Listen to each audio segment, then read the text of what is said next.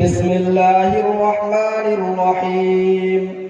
الحمد لله رب العالمين، والصلاة والسلام على سيد الأنبياء والمرسلين وعلى آله وصحبه أجمعين. أما بعد، فإن أصدق الحديث كتاب الله، وأحسن الهدي هدي محمد صلى الله عليه وسلم، وخير الأمور عوازمها، وشر الأمور محدثاتها، وكل محدثة بدعة،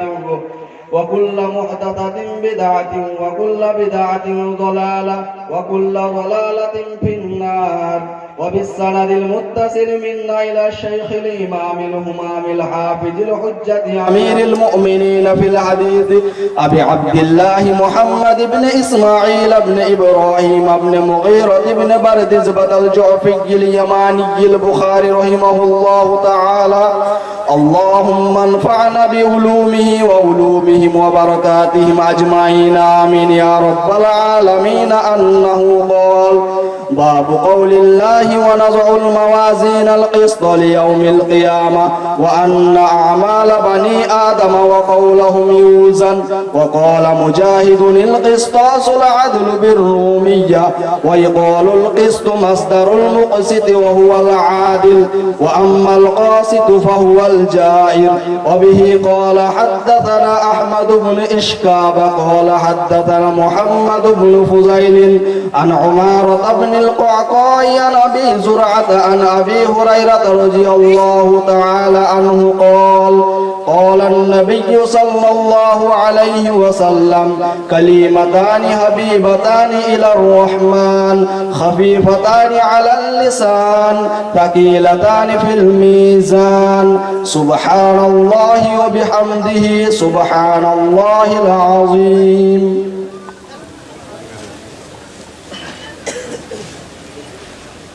بسم الله الرحمن الرحيم.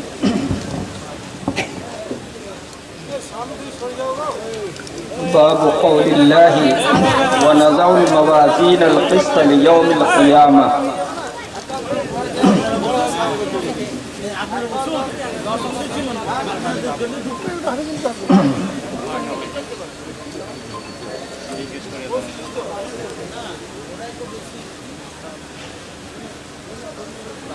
یہ بخاری شریف کا آخری باب ہے جس پر مصنف نے اپنی کتاب کو ختم کیا ہے۔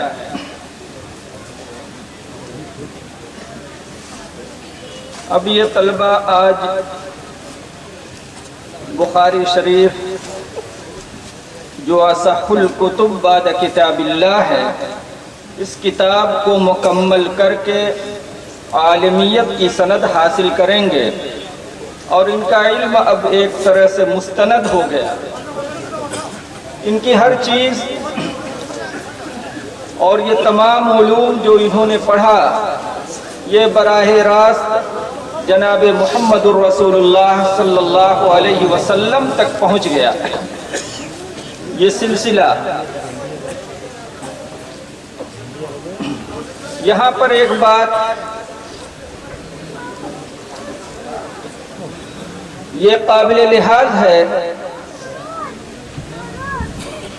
کہ اللہ تبارک و تعالی نے اس امت محمدیہ کو ایک ایسی عظیم خصوصیت عطا فرمائی ہے جو دنیا کی کسی بھی قوم کو نہ حاصل تھی نہ حاصل ہوگی، اور وہ عظیم خصوصیت یہ ہے کہ اللہ تبارک و تعالی نے اس امت کو صدیاں گزر جانے کے بعد بھی اس کے رسول کے تمام اقوال، افعال، تقریرات، ساری چیزیں سند متصل کے ساتھ امت کو پہنچایا ہے۔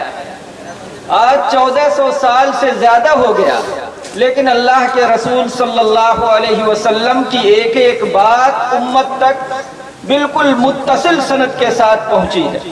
جو کچھ بھی ہمیں دین معلوم ہوا اور جو ہم پڑھتے ہیں، پڑھاتے ہیں، یہ سب بالکل متصل سند کے ساتھ اللہ تبارک و تعالیٰ نے اس امت تک پہنچایا ہے، اور یہ صرف اسی امت محمدیہ کی خصوصیت ہے۔ दुनिया की और कोई भी कौम इसके अंदर शरीक और इनकी सहीम नहीं है। लेकिन इस सिलसिले इस्नाद के दो जुज हैं। एक जुज तो उसका वो है जो मुसन्निफे किताब से जनाब मोहम्मद रसूलुल्लाह सल्लल्लाहु अलैहि वसल्लम तक पहुंचता है, और दूसरा जुज वो है जो हमसे लेकर मुसन्निफे किताब तक पहुंचता है। ये हदीस शरीफ की सनद के ये दो अलग अलग जुज हैं, सिलसिले हैं। मुसन्निफीन कुतुब से लेकर आगे की जो सनदें हैं नबी करीम सल्लल्लाहु अलैहि वसल्लम तक, ये किताबों के अंदर लिख दी गई हैं, मुदव्वन हो गई हैं, और अइम्मा और मुहद्दिसीन ने बड़ी काविश करके, बड़ी मेहनत करके और उन तमाम रुवात के हर तरह के अहवाल को छान फटक कर उनके जर्ह व तादील के एतबार से, उनके तलामदा और शयूख के एतबार से सब बातों को किताबों में मुदव्वन कर दिया है, और सब के बारे में लिख दिया है, बता दिया है कि कौन सा रावी किस दर्जे का है, किन लोगों से उसने हदीसें पढ़ी और उनके तलामजा कौन लोग हैं, हदीस के अंदर उसका दर्जा क्या है, उसकी हदीस किस मकाम और मर्तबे की होती है। ये सब चीजें मुहद्दिसीन ने मुदव्वन कर दी, जिसको इल्मुर रिजाल कहा जाता है। ये फन्ने अस्माउर रिजाल भी इसी उम्मत मुहम्मदिया की खुसूसियत है। दुनिया की और किसी कौम के अंदर ये बात नहीं पाई जाती। तो ये इस उम्मत की एक खुसूसियत ये भी है, और ख़ास तौर से हमारे तलबे किराम को ये बात मलहूज रखनी चाहिए कि हदीस शरीफ की सनद का ये दूसरा जो जुज है, जो मुसन्निफे किताब से लेकर जनाब मोहम्मद रसूलुल्लाह सल्लल्लाहु अलैहि वसल्लम तक का है, यही जुज वो अहम जुज है जिस पर हदीस शरीफ की सेहत और सुक़्म का मदार होता है।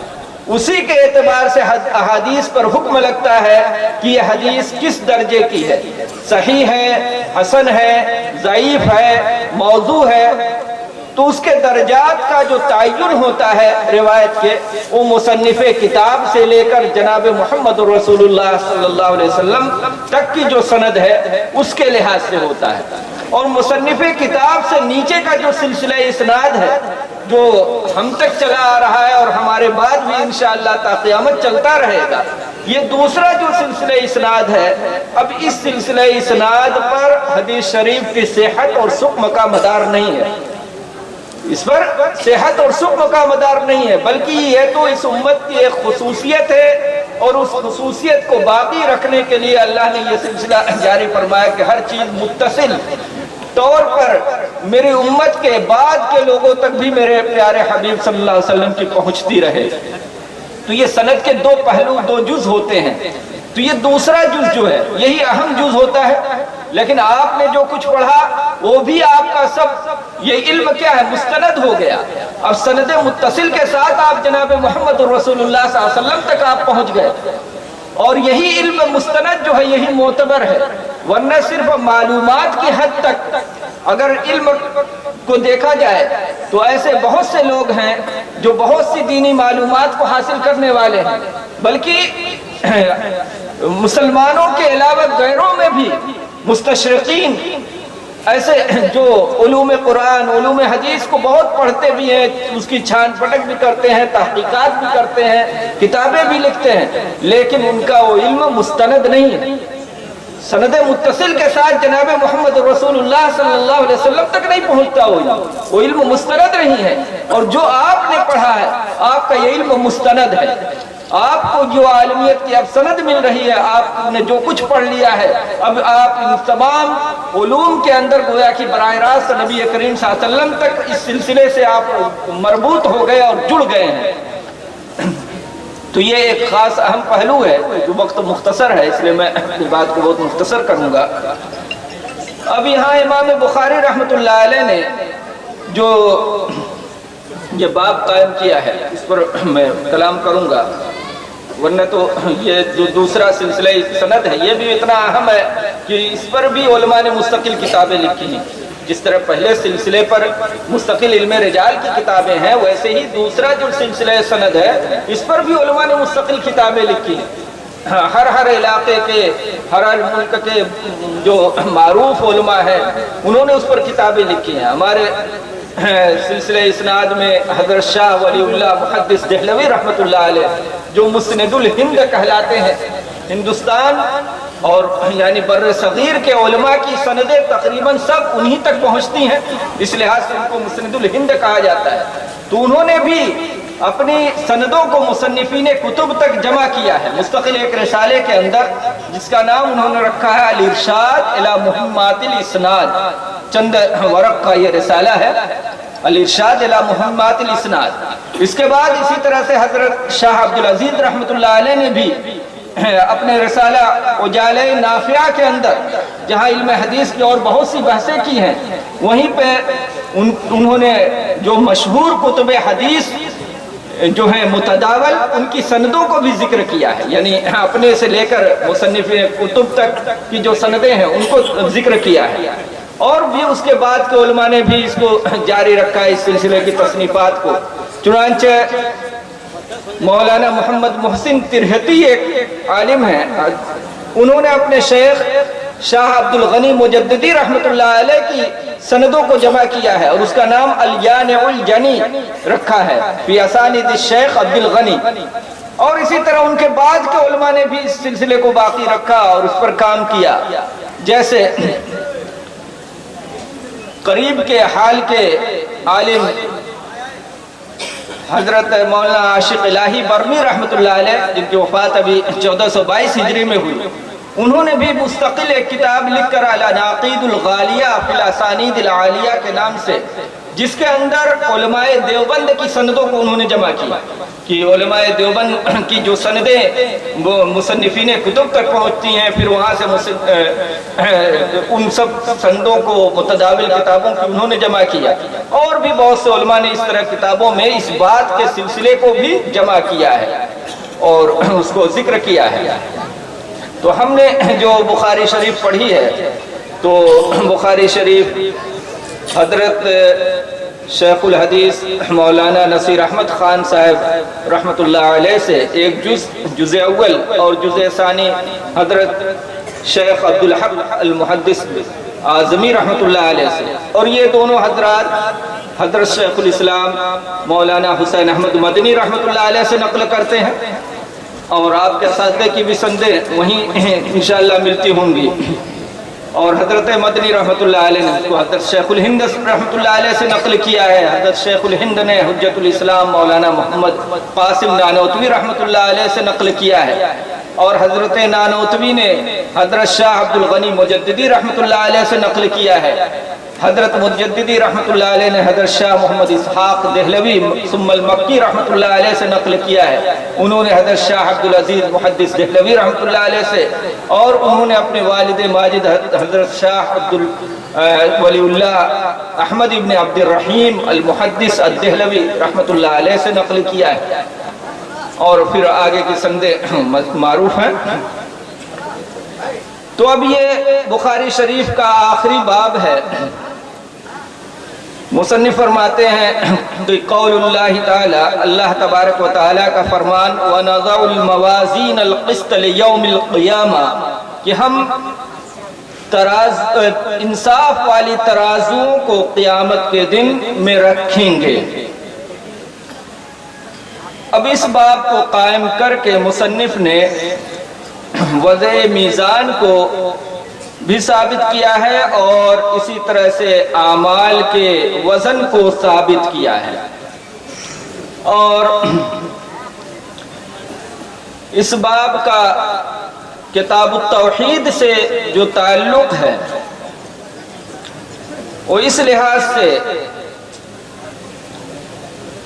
کہ التوحید کتاب التوحید کے اندر اس سے مراد توحید کا وہ معنی ہے جو اہل سنت والجماعت کے وہاں مراد ہے، یعنی اللہ تبارک و تعالیٰ کی صفات کو اور اس کی ذات دونوں کو ثابت کرنا۔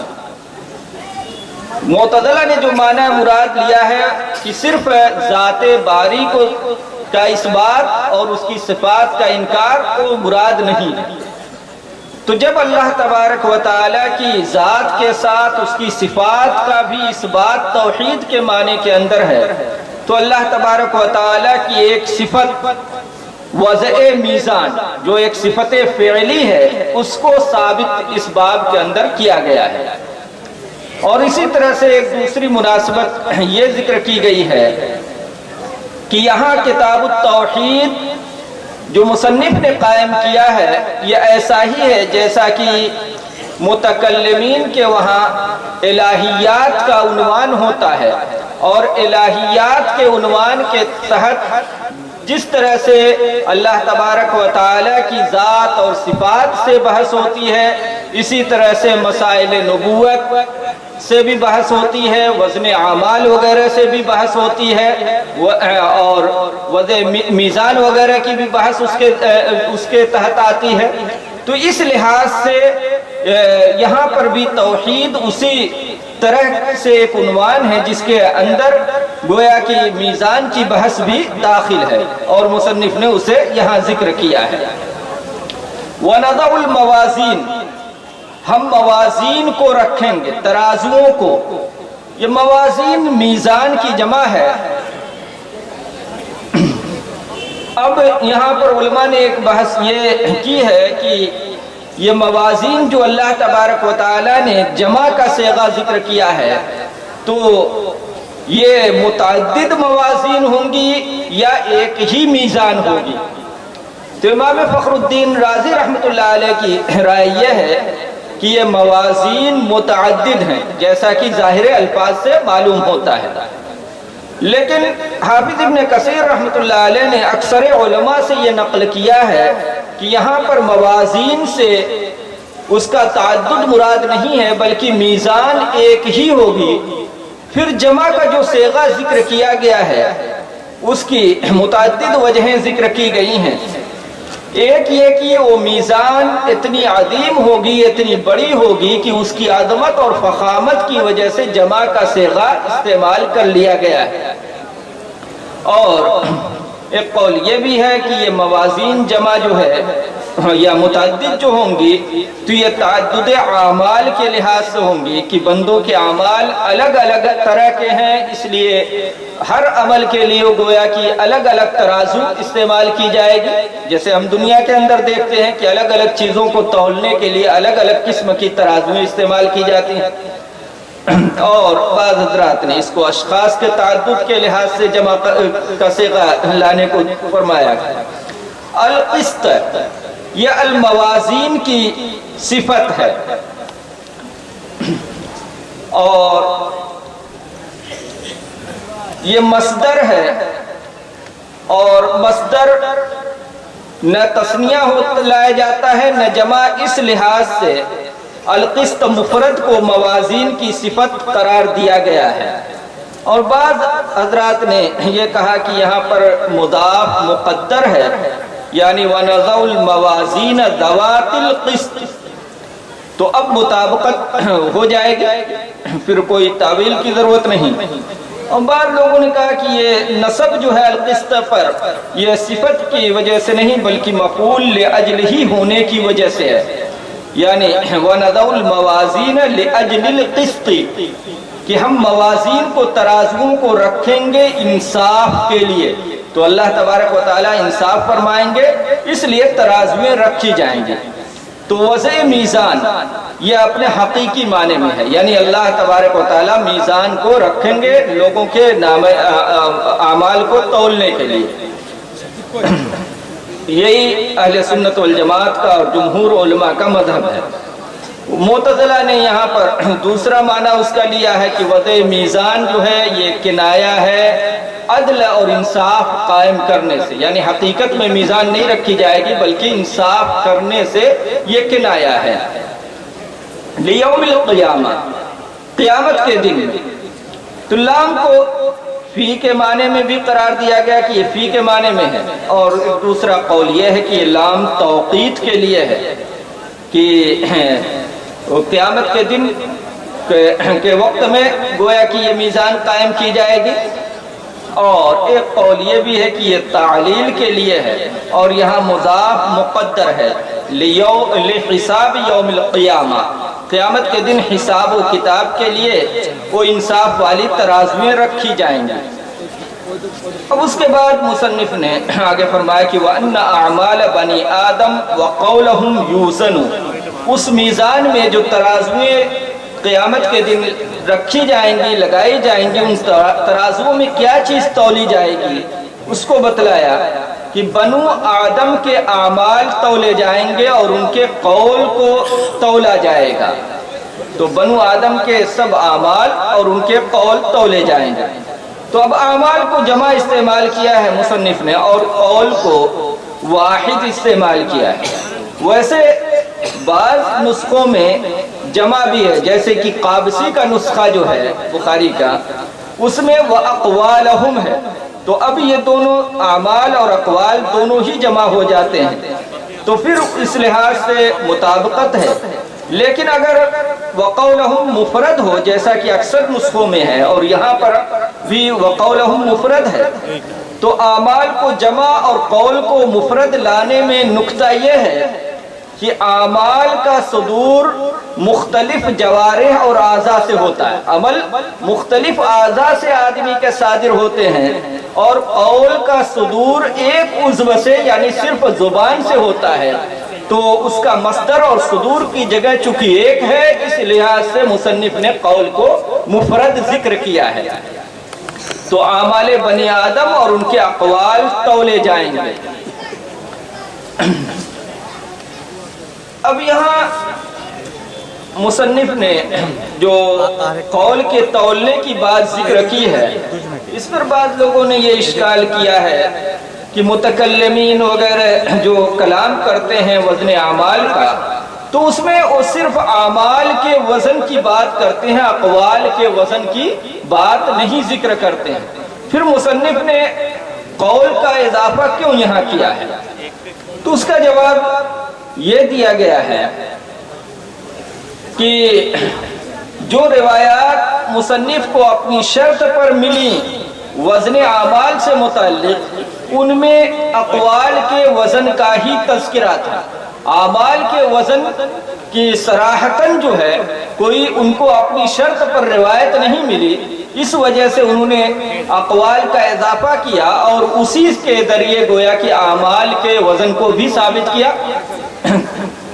اور یہاں پر بھی جو روایت آ رہی ہے اس میں بھی کلمتان ہی کا ذکر ہے، جس کے وزن کی بات ہے، جو قول ہی ہے۔ اور اسی طرح سے بنی آدم، اب یہ بنی آدم عام ہے، لیکن یہ عام مخصوص منہ البعض ہے، عام مخصوص منہ البعض، جسے آپ اصول فقہ میں پڑھ چکے ہیں۔ یعنی ظاہر تو یہ اس کا معنی ہے کہ تمام بنو آدم کے اعمال اور اقوال کا وزن ہوگا، لیکن تمام نہیں، اس میں سے کچھ مستثنیٰ ہیں۔ وہ مستثنیٰ کون ہے؟ حضرات انبیاء کرام، ان کے اعمال کا وزن نہیں ہوگا، اس لیے کہ وہ سب معصوم ہیں۔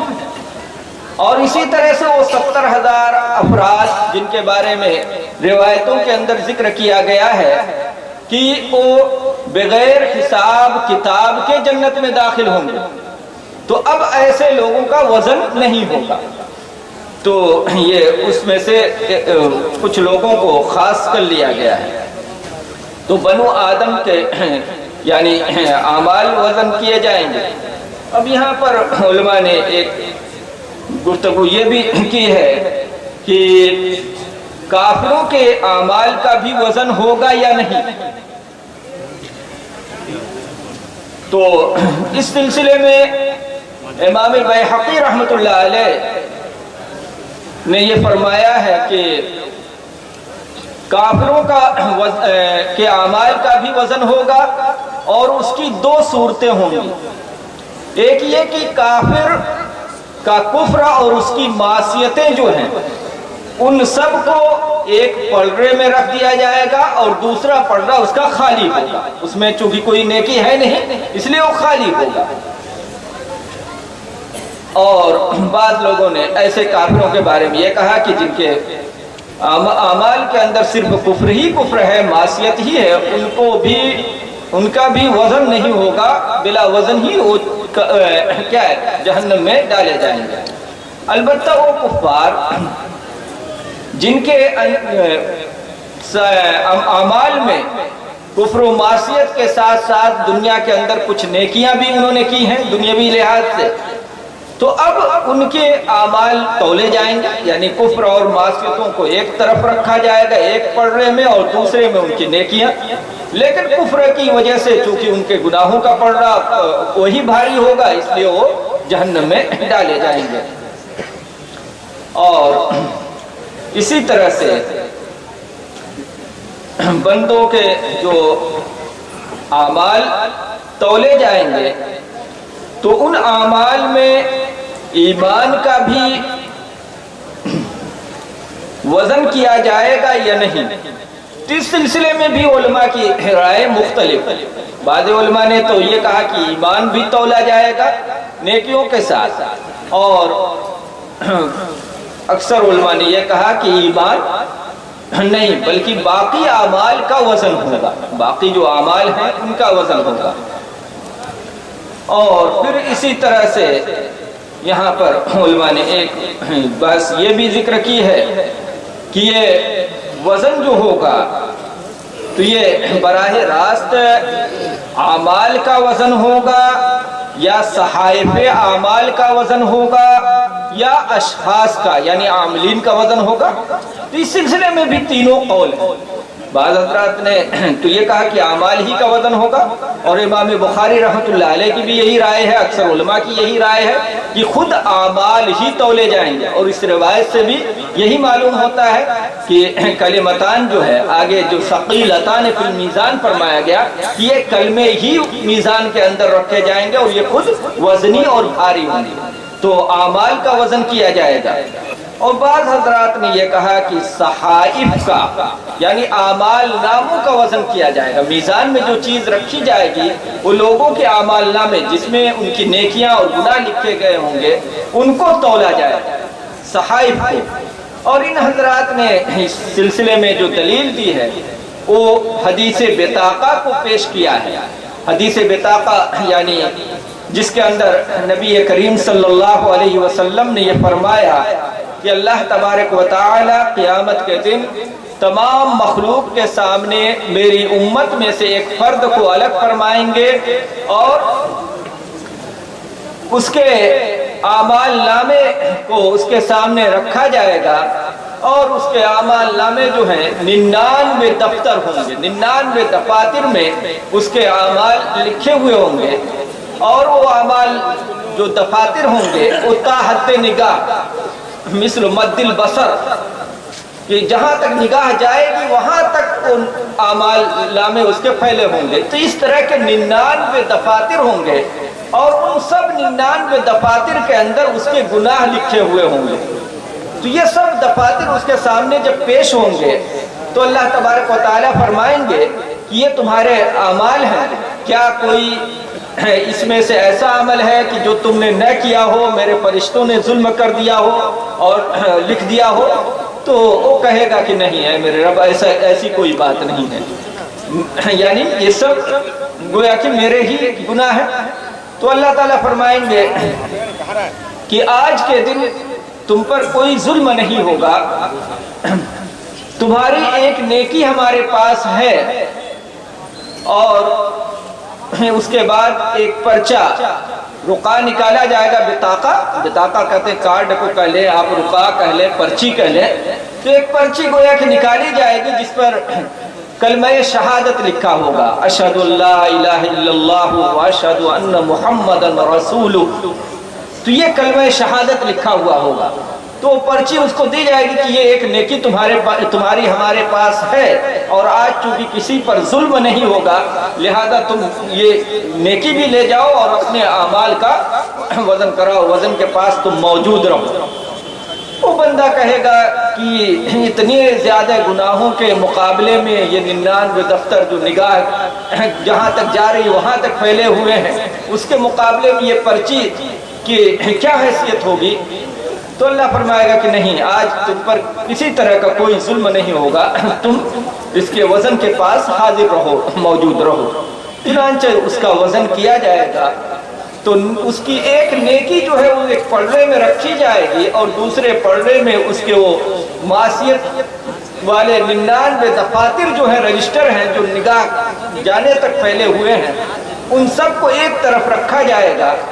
اور پھر اس کے بعد وہ چھوٹی سی پرچی جس پر کلمہ شہادت لکھا ہوا ہوگا، وہ پلڑا جھک جائے گا، بھاری ہو جائے گا، وزنی ہو جائے گا، اور روایتوں میں ہے کہ دوسرا پلڑا جو ہے تاشت، ہلکا ہو کر اڑ جائے گا، وہ اتنا اوپر۔ تو اب اس روایت سے یہ معلوم ہوا، اس میں آگے یہ بھی ہے کہ اللہ کے نام کے ساتھ اس سے وزن میں کوئی چیز بڑھ نہیں سکتی ہے۔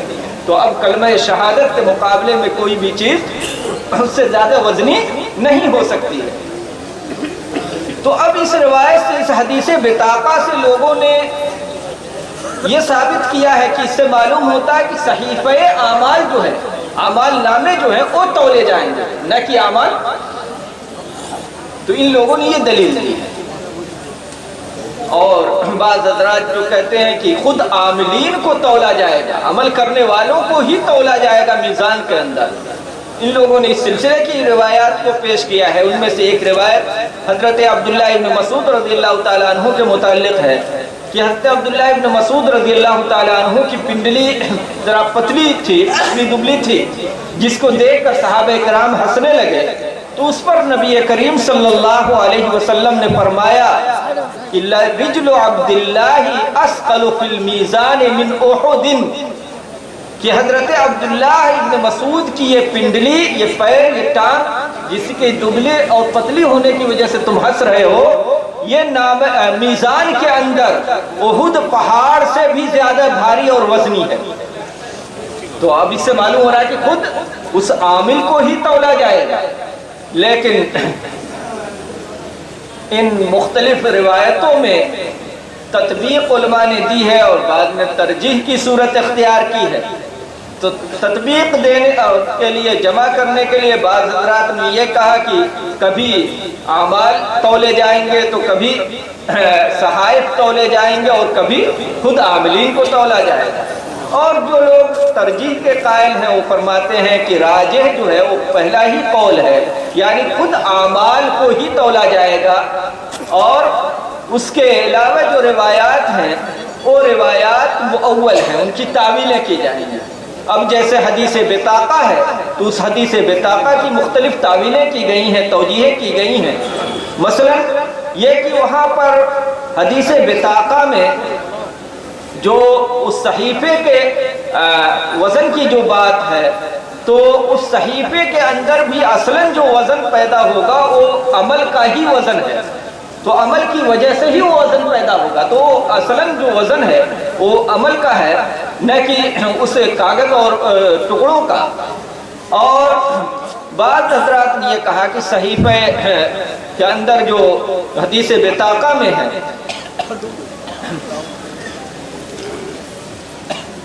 اور اسی طرح سے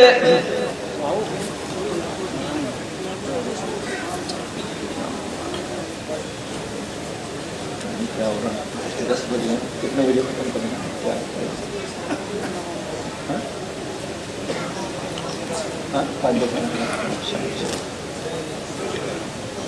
تو بہرحال وقت چونکہ مختصر ہے اس لیے بات کو میں مختصر کروں گا کہ تو یہ صحائف پہ تولنے کی بات ہے۔ اور حضرت عبداللہ بن مسعود رضی اللہ تعالیٰ عنہ کی روایت جس سے معلوم ہوتا ہے کہ خود عاملین کو تولا جائے گا، اس کے بارے میں علماء نے یہ تعویل کی کہ وہاں مراد یہ ہے کہ ٹانگ کو تولنے سے کہ ٹانگ بہت بھاری ہوگی، تو ٹانگ بھاری ہونے سے مطلب یہ ہے کہ ان ٹانگوں کے ذریعے جو انہوں نے دین کی خدمت انجام دی ہے وہ اعمال اتنے وزنی ہیں کہ جو احد پہاڑ سے بھی زیادہ بھاری ہو جائیں گے۔ تو یہ اس کی تعویل ہے علماء نے کی۔ وقال مجاہد القسطاس العدل، اور مجاہد رحمہ اللہ نے فرمایا کہ قسطاس یہ انصاف کے معنی میں ہے رومی زبان کے اندر۔ تو قرآن کے اندر جو آیا ہے وَزِنُوا بِالْقِسْطَاسِ الْمُسْتَقِيمِ، تو اس قسطاس سے مراد جو ہے کہتے ہیں کہ انصاف ہے. یہ رومی زبان کا لفظ ہے، تو اس سے معلوم ہوا کہ قرآن کریم کے اندر بھی دوسری زبانوں کے الفاظ بھی وارد ہوئے ہیں، اور علماء نے ان الفاظ کو جمع بھی کیا ہے. علامہ سیوطی رحمۃ اللہ علیہ نے ان سب کو جمع کر کے، متقدمین نے جو جمع کیا اور بعد کے لوگوں نے، کل 120 الفاظ ہوتے ہیں. تاج الدین سبکی نے 27 کو ذکر کیا ہے، حافظ ابن حجر نے اس پر 24 کا اضافہ کیا ہے، اور 69 الفاظ سیوطی نے اضافہ کیا ہے. وَيُقَالُ الْقِسْطُ مَصْدَرُ الْمُقْسِطِ، اور کہا گیا ہے کہ یہ قسط مقسط کا مصدر ہے. وَهُوَ الْعَادِلِ، اور مقسط یا عادل کے معنی میں ہے. قسط مقسط کا مصدر ہے. تو وَنَضَعُ الْمَوَازِينَ الْقِسْطَ، تو اس قسط کے بارے میں کہتے ہیں کہ یہ مقسط کا مصدر ہے. لیکن مقسط کا مصدر جو قرار دے رہے ہیں، تو اس پر یہ اشکال ہوتا ہے، اور ایک طالب علم کو یہ اشکال ہوگا کہ مقسط کا مصدر تو اقساط ہوگا نہ کہ قسط، اس لیے کہ مقسط یہ اقسط سے اس میں فاعل کا صیغہ ہے. تو بعض حضرات نے یہ کہا کہ یہ مصدر المصدر ہے، یعنی اقساط جو اس کی اصل ہے وہ قسط ہے، اس لحاظ سے اس کو کہہ دیا گیا ہے. اور وَأَمَّا الْقَاسِطُ فَهُوَ الْجَائِرُ، اور بہرحال قاسط تو وہ جائر یعنی ظالم کے معنی میں ہے. تو عربی زبان کے اندر یہ دونوں لفظ آتے ہیں. قسط مصدر قاف کے کسرے کے ساتھ جو آتا ہے وہ عدل و انصاف کرنے کے معنی میں آتا ہے، اور قسط قاف کے فتحے کے ساتھ جو آتا ہے وہ ظلم اور جور کرنے کے معنی میں آتا ہے. تو قاسط جائر ظالم کے معنی میں ہے، اور مقسط یا عادل کے معنی میں ہے. اور ان دونوں لفظوں کے ذریعے گویا کہ مصنف نے یہ اشارہ کیا کہ یہاں پر جو قسط مراد لیا گیا ہے یہ وہ ہے جو اللہ تبارک و تعالیٰ کے فرمان ان اللہ یحب المقسطین کے اندر آیا ہے کہ مقسطین انصاف کرنے والے، تو وہ معنی مراد ہے یہاں پر قسط سے. اور قاسط جو ہے وَأَمَّا الْقَاسِطُونَ فَكَانُوا لِجَهَنَّمَ حَطَبًا میں جو ہے وہ معنی یہاں مراد نہیں ہے. اور اقسط جو ہے باب افعال سے اگر اس کی اصل قسط کو مانے تو حمزہ جو ہے یہ سیرورت کے لیے ہو جائے گا، یعنی اقسط کا معنی ہو گیا قسط والا ہو گیا، انصاف والا ہو گیا. اور اگر اس کی اصل قسطن سے مانے جس کے معنی جور اور ظلم کرنے کے ہیں، تو پھر یہ سلب ماخذ کے لیے ہو جائے گا. اقسط جو ہے حمزہ سلب ماخذ کے لیے ہے، یعنی وہ مسلوب القسط مسلوب الجور ہو گیا، یعنی ظلم اور جور اس سے نکال دیا گیا. اب اس کے بعد مصنف نے حدیث شریف کو ذکر کیا ہے کہ وَبِهِ قَالَ حَدَّثَنَا احمد بن اشکاب ہے کہ ہم سے بیان کیا احمد ابن اشکاب نے. اب یہاں پر مصنف کے شیخ احمد ابن اشکاب ہیں جن کے متعلق امام بخاری رحمۃ اللہ علیہ نے یہ فرمایا کہ آخر ما لقیتہ بمصر سنۃ 17 کہ آخری ملاقات ان سے میری مصر میں 17 یعنی 217 ہجری میں ہوئی. تو آخری ملاقات کا ان کے بارے میں انہوں نے ذکر کیا ہے، اور پھر آخر میں ان کی حدیث کو بھی ذکر کیا ہے. پھر وہ نقل کرتے ہیں محمد ابن فضیل سے، عمارہ ابن قاقا سے، وہ ابو زرعہ سے، یا ابو زرعہ ابن عمرو ابن جریر ابن عبداللہ البجلی ہے. وہ حضرت ابو ہریرہ رضی اللہ تعالیٰ عنہ سے نقل کرتے ہیں قال قال النبی صلی اللہ علیہ وسلم کلمتان حبیبتان الی الرحمن خفیفتان علی اللسان ثقیلتان فی المیزان سبحان اللہ وبحمدہ سبحان اللہ العظیم. اب یہ آخری حدیث ہے. اس آخری حدیث کو پہلی حدیث سے کئی لحاظ سے مناسبت حاصل ہے، اور یہ مصنف کا ایک طرح سے کمال بھی ہے اور براعت اختتام بھی ہے کہ یہاں پر آخری حدیث کے اندر مصنف کے شیخ احمد ابن اشکاب ہیں، اور پہلی حدیث انہوں نے نقل کی ہے حمیدی سے، مصنف کے شیخ حمیدی ہیں، اور دونوں کا مادہ حمد ہے۔ گویا کہ مصنف نے اس بات کی طرف اشارہ کر دیا کہ اس کتاب کی ابتدا سے انتہا تک اس کی تصنیف کے اندر میری نیت محمود رہی ہے، اور طالب علم کو بھی ترغیب دینا مقصود ہے کہ وہ بھی اپنی نیت کو ابتدا سے انتہا تک محمود رکھے، اور جب آدمی اپنی نیت کو محمود رکھے گا تو اب اس کا یہ عمل اللہ کے وہاں مقبول ہوگا، اور جب عمل مقبول ہوگا تو پھر اس عمل کے اندر وزن بھی پیدا ہوگا، اور یہ پھر میزان کے اندر وہ عمل بھاری بھی ہو جائے گا۔ اور اسی طرح سے ایک اہم مناسبت ان دونوں روایتوں کے اندر ایک یہ بھی ہے کہ پہلی حدیث حضرت عمر ابن خطاب رضی اللہ تعالیٰ عنہ سے نقل کی ہے مصنف نے، انما الاعمال بالنیات والی حدیث، اس کے راوی حضرت عمر ابن خطاب رضی اللہ تعالیٰ عنہ ہیں، اور اس حدیث کے راوی حضرت ابو ہریرہ رضی اللہ تعالیٰ عنہ ہیں، اور یہ دونوں کی دونوں صحابی مہاجر ہیں، دونوں مہاجر ہیں۔ تو گویا کہ دونوں مہاجر صحابی کی ابتدا اور انتہا میں روایت لا کر مصنف نے یہ اشارہ کر دیا کہ گویا طلب علم کے لیے ہجرت کرنی پڑتی ہے، وطن چھوڑنا پڑتا ہے، رشتہ داروں کو چھوڑنا پڑتا ہے، لذائذ کو چھوڑنا پڑتا ہے، اور اس سے بڑھ کر معصیتوں کو چھوڑنا پڑتا ہے۔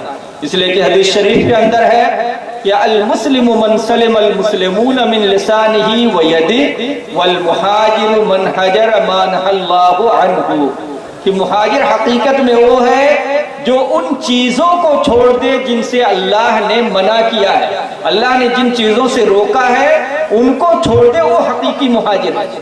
تو اس لیے اللہ تبارک و تعالیٰ نے جن چیزوں سے منع کر دیا ہے، روک دیا ہے، ان تمام چیزوں کو چھوڑ دیا جائے، تو یہ اشارہ فرمایا۔ اور اسی طرح سے ان دونوں حدیثوں میں ایک مناسبت یہ بھی ہے کہ پہلی روایت کے اندر انما الاعمال بالنیات کے اندر تصحیح نیت کو مصنف نے ذکر کیا ہے، اخلاص کو ذکر کیا ہے، اور یہاں پر آخری روایت کے اندر وزن اعمال کو اور عمل کے ثقیل فی المیزان ہونے کو ذکر کیا ہے۔ تو یہ بتلا دیا کہ اعمال کے اندر ثقل اور وزن پیدا ہوگا اخلاص کے ذریعے، لہذا شروع سے ہی اخلاص کو اختیار کرے، اور تو جو عمل اخلاص کے ساتھ کرے گا اور جس قدر زیادہ اخلاص ہوگا اتنا ہی زیادہ وزنی اس کا وہ عمل میزان کے اندر ہوگا۔ اور پھر حضرت ابو ہریرہ رضی اللہ تعالیٰ عنہ کی یہ روایت ذکر فرمائی، کلمتان حبیبتان الی الرحمن، کہ دو کلمے جو محبوب ہیں رحمان کے نزدیک، تو حبیبتان الی الرحمن، یہاں حبیبتان وہ دو کلمے محبوب ہیں، یعنی ان دو کلموں کے پڑھنے والے محبوب ہیں۔ مراد یہ ہے کہ جو ان دو کلموں کو پڑھتا ہے وہ محبوب بن جاتا ہے رحمان کے نزدیک۔ تو یہ رحمان اللہ تبارک و تعالیٰ کی صفت خاص طور سے یہاں ذکر کی گئی، اس بات کو ذکر کرنے کے لیے اور بتلانے کے لیے کہ اعمال کے اندر حسن جو پیدا ہوتا ہے وہ اللہ کی رحمت سے ہی پیدا ہوتا ہے، اور اللہ کی رحمت ہی کی بنا پر گویا اللہ نے اپنے پیارے حبیب کو بھی مبعوث فرمایا، جنہیں رحمت للعالمین بنایا، جنہوں نے اللہ تبارک و تعالیٰ کی طرف سے یہ باتیں ہمیں بتلائی اور سکھلائی ہیں۔ تو یہ دو کلمے اللہ کے وہاں بڑے محبوب ہیں، بڑے پسندیدہ ہیں۔ تو جب یہ دو کلمے بہت اللہ کے وہاں محبوب ہیں تو اب آدمی کے ذہن میں یہ بات آتی ہے کہ شاید وہ بڑے بھاری اور مشکل بھی ہوں گے، جب اللہ کے وہاں بہت پسندیدہ ہیں، بڑے محبوب ہیں، تو ان کا پڑھنا اور بھی مشکل ہوگا۔ تو فرمایا کہ نہیں، ایسا نہیں ہے، خفیفتان علی اللسان، زبان پہ بہت ہلکے ہیں، ہلکے پھلکے یعنی آسان ہیں، ان کا پڑھنا بڑا آسان ہے، لیکن زبان سے ہلکے ہیں، لیکن اجر و ثواب میں معمولی نہیں ہے، اجر و ثواب میں تو بہت بڑھے ہوئے ہیں۔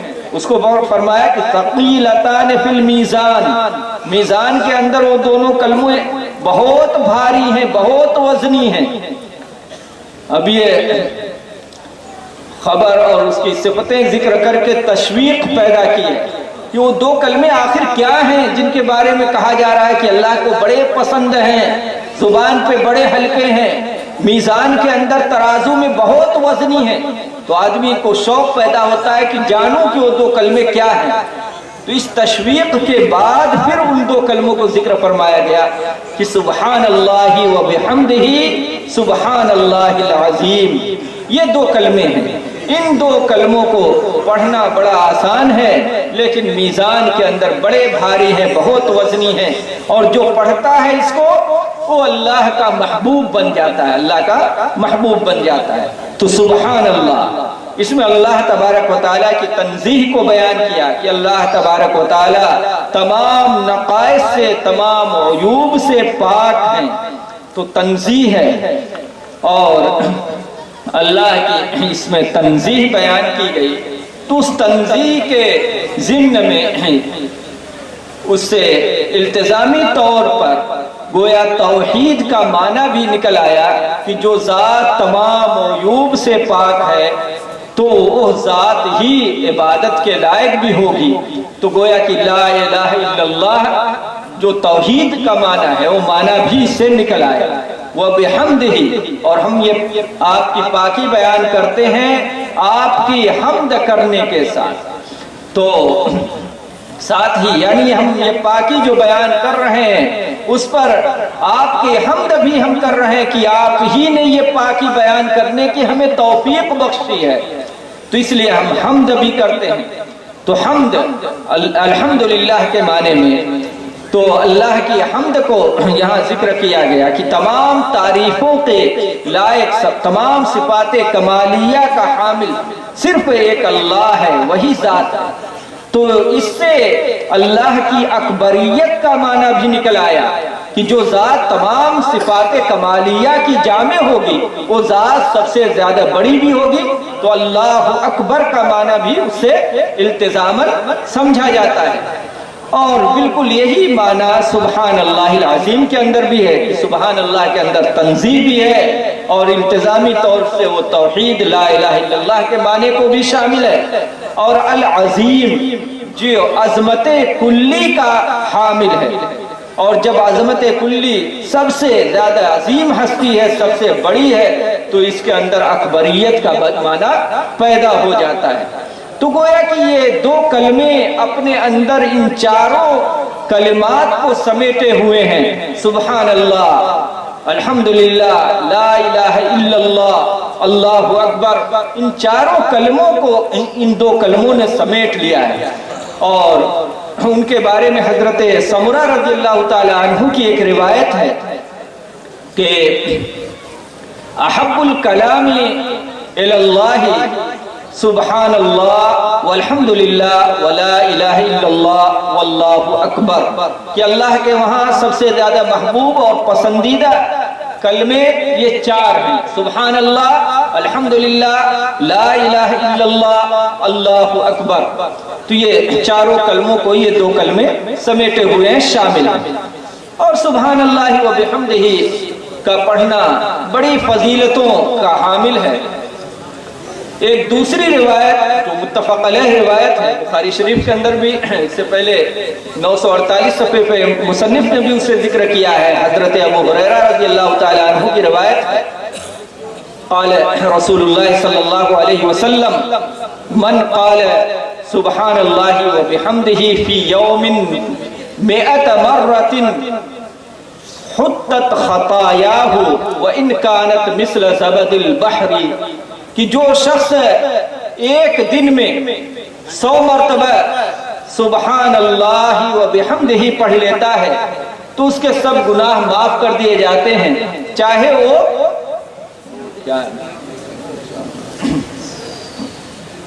تو سبحان اللہ و بحمدہ جو 100 مرتبہ پڑھتا ہے تو اس کے سب گناہ معاف کر دیے جاتے ہیں، چاہے وہ سمندر کے جھاگ کے برابر۔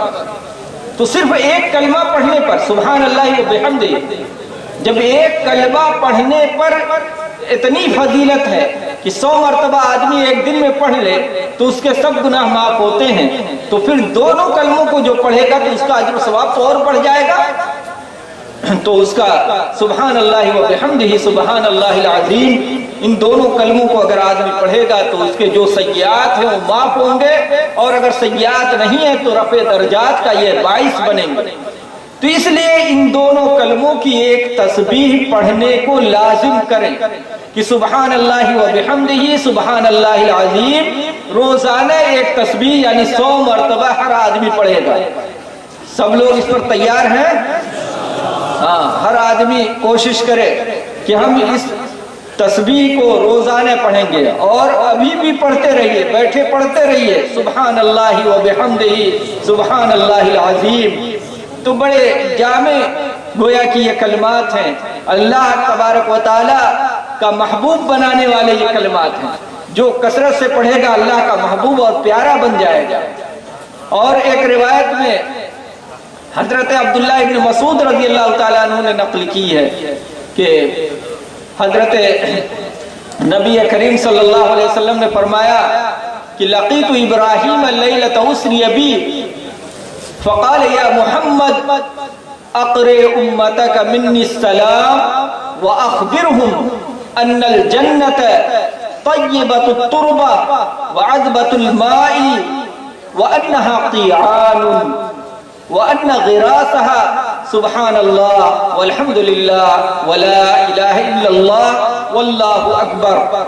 کہ جناب محمد رسول اللہ صلی اللہ علیہ وسلم فرماتے ہیں کہ جس رات میری اسراء ہوئی اس رات میری ملاقات حضرت ابراہیم علیہ السلام سے ہوئی، تو انہوں نے فرمایا کہ اے محمد صلی اللہ علیہ وسلم، آپ اپنی امت سے میرا سلام کہیے گا، علیہ وعلا نبینا الصلاۃ والسلام۔ آپ سب کو حضرت ابراہیم علیہ السلام نے سلام کہا ہے، اس لیے ان کے سلام کا جواب دینا چاہیے، علیہ وعلا نبینا الصلاۃ والسلام۔ کہ حضرت ابراہیم علیہ السلام نے کہا کہ اپنی امت کو میرا سلام بھی کہیے گا، اور یہ بتلا دیجئے گا کہ جنت جو ہے اس کی مٹی بڑی پاکیزہ ہے، بڑی عمدہ ہے، بڑی زرخیز ہے، بہت اگانے والی ہے، عذبۃ الماء، اور جنت کا پانی بھی بڑا شیریں ہے، جو پودوں کے لیے بڑا مفید ہے کہ جہاں کھیتی خوب بڑھے گی۔ اور کیا فرمایا کہ وَأَنَّهَا قِيعَانٌ، لیکن وہ جنت کیا قیان ہے، چٹیل میدان ہے۔ اب وہاں پودے کیسے لگیں گے اس چٹیل میدان میں؟ وہ پودے لگیں گے وَأَنَّ غِرَاسَهَا سُبْحَانَ اللَّهِ وَالْحَمْدُ لِلَّهِ وَلَا إِلَهَ إِلَّا اللَّهِ وَاللَّهُ أَكْبَرُ۔ آپ سبحان اللہ ایک مرتبہ پڑھیں گے تو جنت میں آپ کے لیے ایک پودا لگ گیا، الحمدللہ ایک مرتبہ آپ نے کہا تو آپ کے لیے ایک پودا جنت میں لگ گیا، ایک درخت، لا الہ الا اللہ ایک مرتبہ کہا تو جنت میں آپ کے لیے ایک درخت لگ گیا، اور اللہ اکبر آپ نے ایک مرتبہ پڑھا تو جنت میں آپ کے لیے درخت لگ گیا۔ تو اب ان کلمات کو خوب پڑھنا چاہیے، کیوں؟ اس لیے کہ جنت کوئی چھوٹی موٹی چیز نہیں ہے، 10-20 بیگھے یا 100 200 400 یا 1000 2000 بیگھے نہیں ہے، بلکہ سب سے ادنا درجے کا جو جنتی ہوگا اس کی بھی جو جنت ہوگی اس دنیا سے 10 گنا بڑی ہوگی۔ تو اب اس میں کتنے درخت لگانے کی ضرورت ہے؟ تو کتنی زیادہ ہم کو تسبیح پڑھنے کی ضرورت ہے۔ خوب خوب تسبیحات کو پڑھیے، اللہ والوں سے اپنے تعلق کو قائم کیجئے، جوڑیے، ان کی رہنمائی میں اپنا تزکیہ نفس بھی کیجئے، اور تسبیحات کا خوب اہتمام بھی کیجئے۔ سمجھ رہے ہیں؟ عمل کی نیت سے سنیے، اور عمل اللہ تبارک و تعالی ہم سب کو عمل کی توفیق بخشے۔ تو اب یہ جنت جو ہے قیان ہے، چٹیل میدان۔ اب اس کے بارے میں علماء نے اور بحثیں کی ہیں کہ وہ درخت جو لگتے ہیں، تو حضرت گنگوہی رحمت اللہ علیہ کی تو رائے یہ ہے کہ اس کا حال یہ ہے کہ وہ جنت میں وہ پودے ایک جگہ ہیں. جیسے آپ دھان کی کھیتی میں دیکھتے ہیں کہ پہلے پودوں کو ایک جگہ اگایا جاتا ہے، پھر وہاں سے روپتے ہیں، دوسری جگہ لے جاتے ہیں. تو گویا کہ جنت میں اکٹھا ایک جگہ ہے لگے ہوئے. اب جب آپ تسبیح پڑھتے ہیں تو وہاں سے وہ پودا جا کر اپنی جگہ میں وہ گویا کہ لگ گیا. اور حضرت ملا علی قاری رحمۃ اللہ علیہ کی رائے یہ ہے، وہ یہ فرماتے ہیں کہ آیت کریمہ کے اندر ہے کہ لمن خاف مقام ربہ جنتان، کہ جو شخص اپنے رب کے سامنے کھڑا ہونے سے ڈرتا ہے اس کے لیے دو دو جنتیں ہیں. تو ہر مومن کو دو دو جنتیں عطا کی جائیں گی. تو ایک جنت میں تو اللہ تبارک و تعالیٰ نے سب چیزیں مہیا کر دی ہیں، سارے محلات، پیڑ پودے، پھول، ساری ضرورت کی چیزیں. اور دوسرا جو ایک دوسری جنت ہے وہ آپ کے اعمال سے وہاں پودے لگیں گے. تو اس کو آباد کرنے کے لیے آپ خوب کثرت تسبیحات پڑھیے. اور جنت کے اندر محل کیسے بنے گا اس کے بارے میں روایات مختلف چیزوں پر ذکر آیا ہے.